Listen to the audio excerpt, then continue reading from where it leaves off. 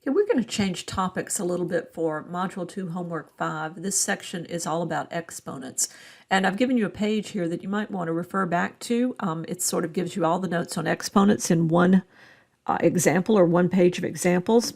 And basically you can think of them as rules. Let's take a look at this first one here. It says, first, you know what an exponent is. The number is always called the base, and the little number that's raised, or the power it's raised to, is called the exponent. For example, if I had 2 to the power of 3, well, the base, of course, would be the number 2, and the exponent would be the number 3. And what this is saying is multiply 2 3 times. We multiply the base by the number of times that we have in the exponent. So this is really 2 times 2 times 2, or 8, 2 to the power of 3, or 2 cubed. Now let's take a look at another one called the product rule. This one says that when you multiply two numbers that have exponents, if they have the same base, then all you have to do is add the exponents. So another example would be 2 cubed, or 2 to the power of 3 times 2 to the power of 4. Well, they have the same base. The base is 2. So all I have to really do is add these exponents. What do I end up with? Well, I end up 2 to the power of 7. Now, 2 is a small number, so you could type it in your calculator and multiply 2 7 times, but usually when it gets to a certain point, we just leave it in exponential notation. Let's take a look at the quotient rule next. If you add when you are multiplying bases that have that are raised to an exponent, then it makes sense that you would subtract when you are dividing bases that have same base with exponents, right? So that is what we do. And there are two ways you can look at this. You can say always subtract the denominator from the numerator, but a better way in my mind is just always subtract, and you leave the remainder wherever you had the larger exponent. So I'm going to give you a couple of examples here. If I had 2 to the power of 4 divided by 2 to the power of 3, well, I would subtract these exponents. I would say 4 minus 3 gives me 1. So I've got 2 to the power of 1. Where do I put it? Numerator or denominator? Well, I put it wherever I had the larger exponent. So my 2 to the power of 1 is going to be in the numerator. What's in the denominator? Well, it's just 1. Now, you know that when I raise a number to the power of 1, I don't need to write it. So really, this is just 2. Let's look at another example. Let's say I had the reverse of that. I had 2 cubed in the numerator and 2 to the power of 4 in the denominator. Well, I'm going to subtract again. I'm going to end up with 2 to the power of 1 again, but this time I'm going to leave it in the denominator because that's where my bigger exponent is. So how does that look? Well, I can't just leave my 2 down there with nothing up in the numerator. This time I have to put a 1 in, or otherwise it wouldn't be a fraction. Remember, if you have a denominator of 1, you don't have to write it. It's a whole number. But if you have a numerator of 1, you do have to write it because that's what makes it a fraction. Now, what about the negative exponent? This base number is raised to a negative number. And that means that what they're trying to tell us to do is take it to the other side of the fraction and turn it positive. And we always resolve negative exponents. We don't leave negative exponents in a problem. So let's do that first. With this one, I've got a 2 to the power of negative 3. And what that's saying is this 2 is, if I looked at it as a fraction, this 2 is in the numerator, isn't it? Let's write it like this. And so I want to make this exponent positive. I have to actually move 2 to the power of 3 down. So I have to take it down to the denominator to make it positive. Well, what goes up in the numerator? Well, there's nothing else up there, so I have to put in a 1. Now I could go ahead and resolve this one because 2 cubed is just 8. So really what this is 1/8. There's something called the zero rule when you're dealing with exponents too. Anything raised to the power of 0 is the number 1, as long as the base is not 0, okay? So in other words, if I had 25 raised to the power of 0, that would be 1. If I had 11 raised to the power of 0, that would be 1. If I had, it doesn't matter what I have, 9,979,000, let's say, raised to the power of 0 is equal to the number 1. It's a simple rule. It's easy for us to remember usually. Anything raised to the power of 0 is really the number 1. Now, what if you raise an exponent to another power? Then that can only be done with parentheses between these two exponents, because really what we're doing is we're looking at two exponents here. So what do we do in that case? We multiply them. Remember when we were multiplying bases that had the same base with exponents, we added the exponents, right? This is different. This is, I have an exponent that I am raising to a power, so I have to multiply those exponents. So for example, if I had 2 cubed, and inside parentheses, that was 2 cubed, and outside I had another exponent, maybe it's a 2. Well, I would end up saying, well, this is 2 to the power of 3 times 2, or 2 to the power of 6. You simply multiply your exponents. What about this? If I have two exponents inside two bases inside parentheses, and the exponent is on the outside, well, that means you're going to raise each of these bases to that exponent. Everything inside parentheses has to be raised to that power. So you sort of separate them out. As long as they're multiplied, you're going to separate them out, and you're going to raise them to the power. Now, what if it was something like this? I've got 2x. Inside parentheses, outside I've got 3. So I'm raising everything inside parentheses to the power of 3. Now x is obvious to us. It's going to become x cubed. But look at this one. Quite often on test, this is what I see students missing. They forget to raise that coefficient, the 2 that's being multiplied times the x. They forget to raise that to the power of 3. First they have to think it's 2 cubed times x cubed. Well, I can go ahead and resolve that. I can say 2 cubed is really 2 times 2 times 2, or 8. This is really 8x cubed. Now, when you're raising a quotient, something that's divided to an exponent, well, you do the same thing. Everything inside parentheses gets raised to that power. So let's say I had the fraction 2/3. Outside parentheses, I had the exponent 2. So I'm going to be raising the 2 to the power of 2 and the 3 to the power of 2. So I can say this is 2 squared, and this is 3 squared, which, as you know, 2 squared is 4, and 3 squared is 9. I would reduce it if I could, but that's as simple as that one gets. So this is a good page for you to hold on to. Keep it with you, because you're going to be going back to problems, and you're going to need these exponent rules a lot as we go through this next section. Let's take some examples on this page that maybe are a little more complicated than what we just went over, and see how they work out. Now, first we have a fraction. We have division when we have a fraction. We have a coefficient of the numerator, the numeric term, and we have a coefficient of the denominator term. We have numbers in front, is what I'm saying. And then we have x's, we have y's, and we have z's, and we just happen to have them in both the numerator and the denominator. We have some negative exponents and some positive exponents. Now, the first thing you always do is look at it and say, okay, I need to resolve negative exponents. That's going to be my best bet.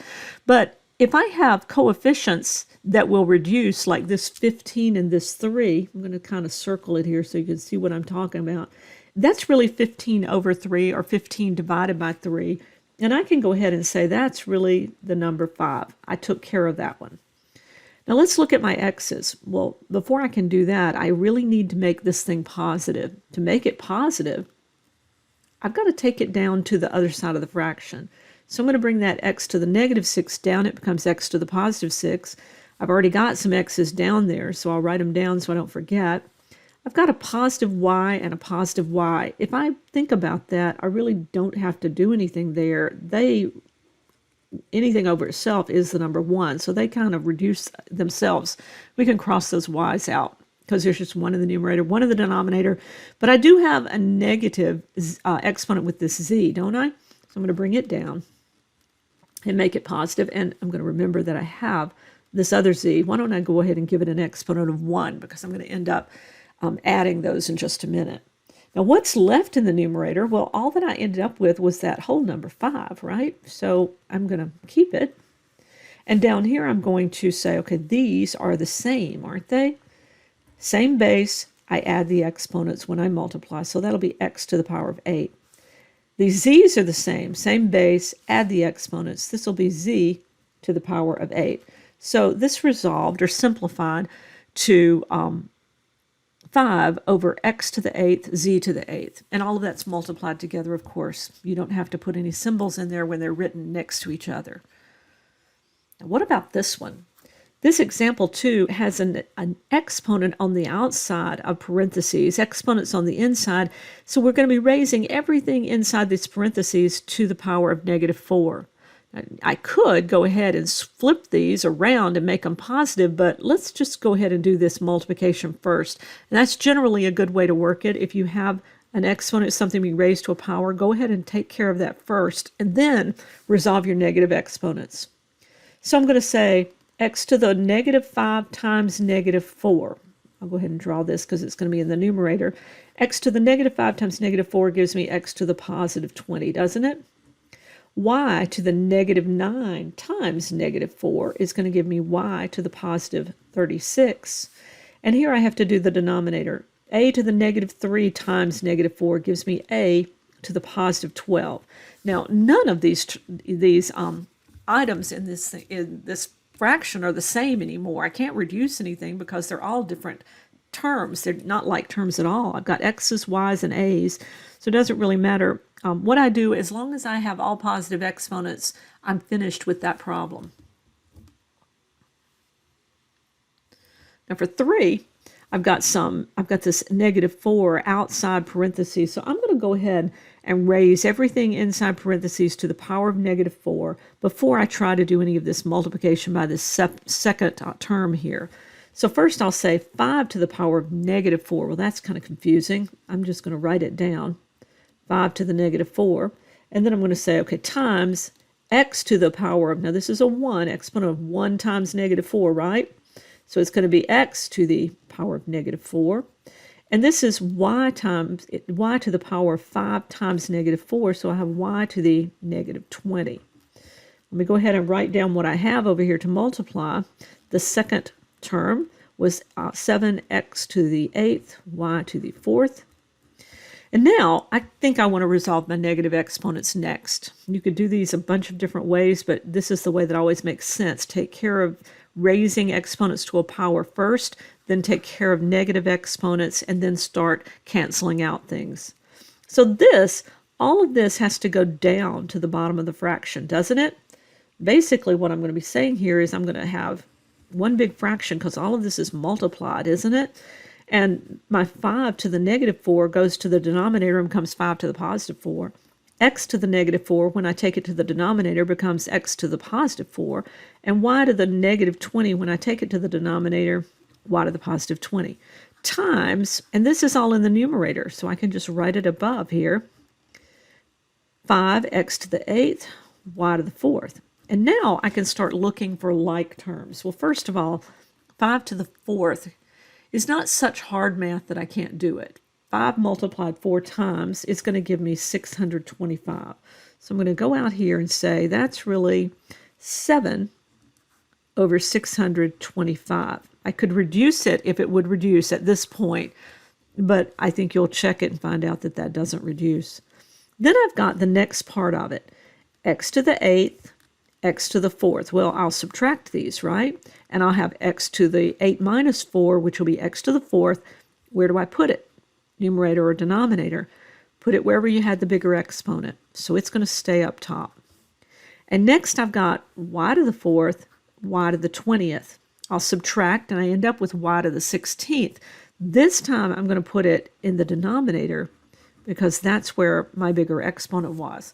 Now, the only other thing I would look at is reducing the 7 and the 625. Since 7 is prime, if it doesn't divide evenly into 625, then it won't reduce, and this one doesn't reduce.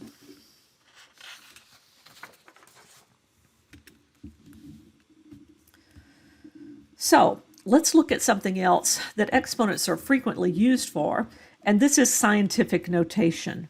Now, scientific notation means you write a number, a much smaller number than the usual number is, or it doesn't have as many places to it, and then we write times 10 to the power of something.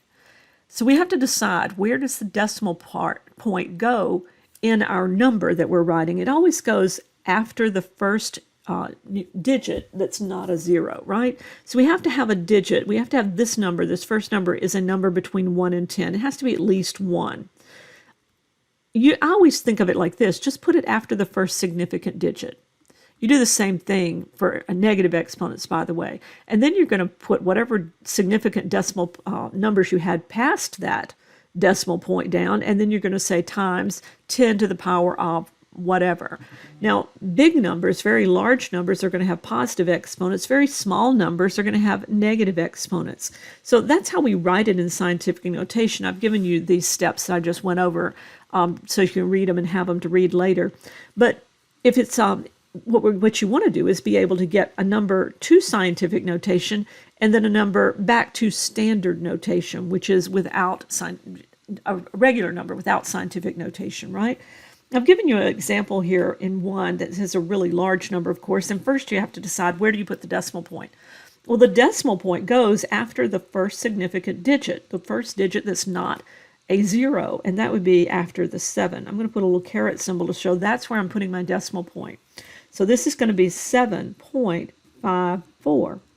And then it's going to be times 10 to the power of how many places did I have to move this decimal point, or would I have to move it from this number to get back to the original? Well, it would be 1, 2, 3, 4, 5, 6, 7, 8, 9, 10, 11. 11 places. So it's 10 to the power of 11. The really huge number, the advantage of this is sometimes when you're dealing in the scientific fields, you have extremely large numbers that are extremely small numbers, and scientific notation is the best way to deal with them, to even do the math or to do the comparisons.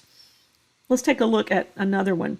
Now this is in standard notation, of course, and we want to write it in scientific notation. I've got my instructions wrong here, so I'm going to fix it.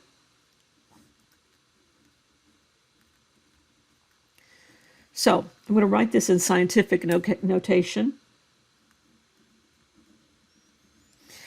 And I want to move this decimal right after the first significant number. Well, all these zeros are not significant, but the 7 is. So I have moved it to become 7.54 again. And it's going to be this time 10 to the power of what? And this is a small number, so you could sort of think, well, it's going to have a negative exponent. It's really, really, really small. But if I look at where I've moved it, I say from here to get back to the original, the standard form, I would have to go 1, 2, 3, 4 places to the left. That's a negative direction. I can sort of think that's what my exponent is, whether it's positive or negative.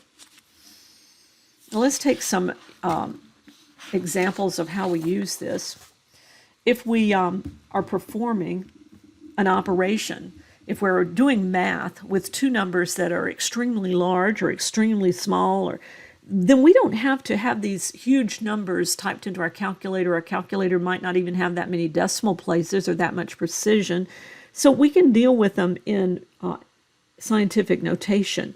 Now, if I want to multiply two numbers that are in scientific notation together, well, what I do is I multiply the number part, and then I multiply the notation part together, and then I put those together like this. I'm going to say 5 times 2.8. I'm just going to write it down. And then that's going to be times, and this is going to be the two 10s multiplied together, right? 10 to the power of 12 times 10 to the power of negative 5. So we think of them as two separate problems. 5 times, maybe that's better written in parentheses, 5 times 2.8 is simply the number 14. Okay, and then it's going to be multiplied times. Now 10 to the 12th times 10 to the negative 5th, well, those are the same bases with exponents. I add the exponents. In this case, I subtract because one of them is negative, right? So this is going to be 10 to the power of 7. Now, I have a new problem. I have a number here that is not written in correct scientific notation. In other words, the decimal point is right here. It needs to be after the first significant digit. So I'm going to have to move it and make that a 1.4. What did that do to my exponent? Well, actually, it made that exponent bigger this time. So now I've moved it an extra place. I have to add 1 to my exponent, and it's 10 to the power of 8, just to take in that extra decimal place that I had to move. So let's do some division next. We've got 2 to the power of 8 divided by times 10 to the negative 14th divided by 7 times 10 to the 9th. And you can imagine just trying to type that into your calculator would be a really huge number that would be almost impossible to deal with. So this is how we're going to handle this problem. We're going to say 2 to the 8th divided by 7. Okay, 2.8 divided by 7. Well, that gives me 0.4. And then I'm going to say 10 to the negative 14th divided by 10 to the 9th. I'm going to do it in 2 pieces, right? Well, that's going to be negative 14. Let's just fix that. Let's take this all up to the numerator because we have to have it in the numerator to make it exponential notation. We can't leave anything in the denominator this time. So what do I have? Well, I got to add these 2 exponents. It was 10 to the negative 14th times now 10 to the negative 9th. Since I have resolved this exponent, and this time I had to move it up to the numerator, and it had to be changed signs. It had to become negative. So I'll add negative 14 and negative 9, and I end up with negative 23. There's another problem. My number that I've written is not in scientific notation format. I've got to move that decimal. I'm moving it one place to the right again, which is actually in a positive direction, isn't it? So I can kind of add a positive 1 to this 10 to the negative 23, and it becomes a negative 22. And that would be the correct format for it.